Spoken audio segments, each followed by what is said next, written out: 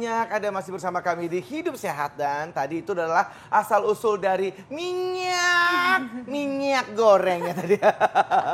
Dan ternyata kita ada fakta mitos yang belum terjawab tentang minyak merah. Betul. Ya.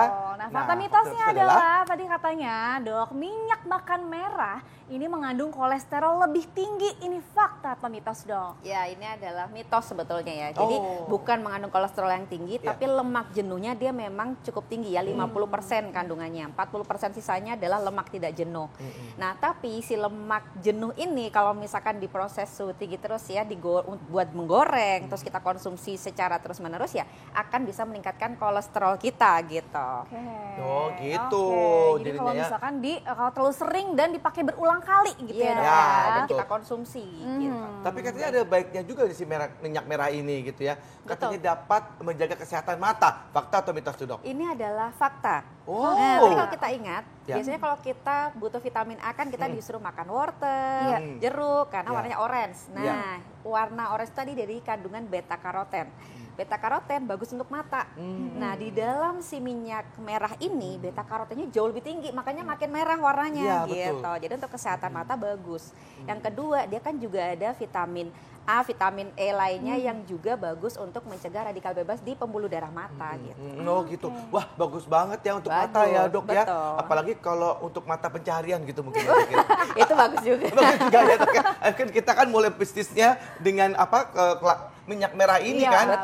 Lagi mulai merebak ini kan ya. Gitu. Iya, dan selanjutnya fakta mitos berikutnya apa tuh, Kak Bekti? Ya, jadi katanya selain juga bisa menjaga kesehatan mata, kata juga bisa menjaga kesehatan otak, Dok. Itu fakta atau mitos, Dok? Ini adalah fakta. Fakta. Wow. Tadi kan dia kaya dengan antioksidan ya. Antioksidan yang tinggi dan juga asam lemak tidak jenuh yang tinggi itu sebetulnya bagus untuk menjaga kesehatan pembuluh darah kita. Gitu. Asalkan tadi ya pengolahannya nggak salah. Misalkan untuk penggorengan suhu tinggi atau deep fried itu nggak cocok. Atau misalkan kita konsumsi secara berlebihan juga kan kadang kalau membicarakan minyak kita kan harus melihat juga jumlah dan frekuensi konsumsi ya. Tidak hanya melihat bagus tidaknya. Gitu. Jadi selama kita bisa membatasi, kita konsumsinya lebih alami misalkan untuk tumis, salad atau misalkan untuk suplementasi tadi, dia bagus sekali untuk kesehatan pembuluh darah, salah satunya untuk otak. Gitu. Karena antioksidan yang tinggi itu bagus untuk mencegah juga penumpukan lemak di dinding pembuluh darah. Jadi mengurangi resiko stroke, Alzheimer, demensia dini gitu. Bagus banget ini bagus ya, ternyata banyak betul. manfaatnya, Dok. Tapi kalau tadi bicara manfaatnya, Dok, tapi sebetulnya apakah ada nggak sih, Dok, dampak atau akibat jika kita konsumsi si minyak makan merah ini? Ya, dampaknya pastinya kalau berlebihan ya. Kalau berlebihan kan lemak jenuhnya tinggi. Lemak jenuh otomatis resiko ke arah penyakit jantung, stroke segala macam juga besar. Makanya kita mengonsumsinya bijak, baik frekuensi, porsi dan juga cara pengolahannya. Selama kita tepat ketiganya tadi, harusnya resiko ke arah penyakit jantung, stroke itu akan bisa ditekan gitu. Oh gitu. Nah ini kan sebenarnya minyak goreng gitu kan. Ini sebenarnya pengolahannya seperti apa? Maksudnya untuk kita mungkin menggunakannya itu dengan digoreng kah gitu atau sebagai kayak olive oil gitu ya, Dok, untuk dressing doang gitu, Dok? Jadi dia mirip seperti zaitun atau olive oil ya. Lebih baik untuk tumis aja, jadi suhunya tidak terlalu tinggi. Yang kedua untuk di salad juga boleh atau tadi salah satunya bisa dimasukkan di kapsul untuk dikonsumsi sebagai suplementasi gitu. Betul, karena harapan kita jangan sampai si minyak ini kita cuma dapat lemak jenuhnya aja, antioksidannya pada berkurang karena pemrosesan suhu tinggi gitu. Kalau tumis kan nggak terlalu tinggi ya. Iya, sedikit ya, Dok ya. Nah itu dia, kalau misalkan untuk kita konsumsi setiap hari itu, Dok, berapa banyak sih, Dok, takarannya? Ya, kita batas maksimal untuk lemak ini sebetulnya kan hanya bisa 25-30% kebutuhan masing-masing kalau membicarakan personal gitu ya. Tapi kalau kita mengikuti rekomendasi dari Kemenkes, baiknya kita tidak lebih dari 5 sendok makan. Tapi kalau saya boleh saran sih sebetulnya kurangi lagi gitu. Oh gitu. Dari maksimal 5 sendok makan ya.